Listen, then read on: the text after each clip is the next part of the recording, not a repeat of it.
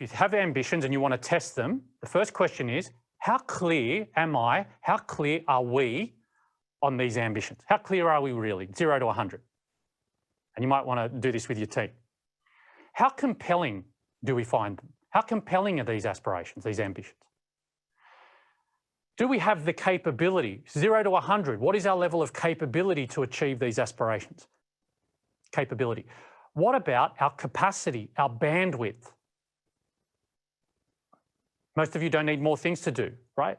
Do we have the capacity to get there? Do we have the commitment, the will, the intrinsic motivation to get there, the commitment? Number 6, do we have the confidence, the belief in ourselves? And finally, and most importantly, how far can I see my contribution to these aspirations? 7 C's: clarity, how compelling, capability, capacity, commitment, confidence, and contribution. Now, I can tell you, we've been gathering, my company, the consulting company has been in existence for 20 years.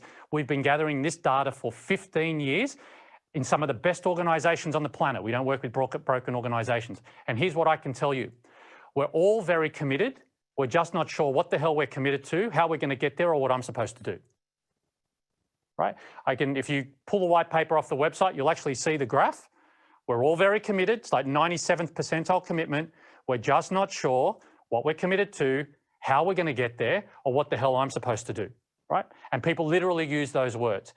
Now, bear in mind that when we gather this data, not only are we gathering it in very significant organizations, we're also gathering it at the most senior levels, the top 2 or 3 layers of leadership.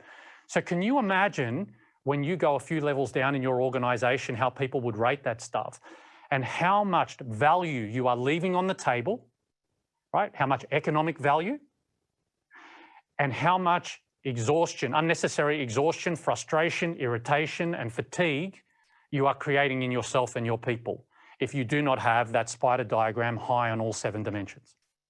So my question for reflection is, when you think about your aspirations, how would you rate them on the 7C test?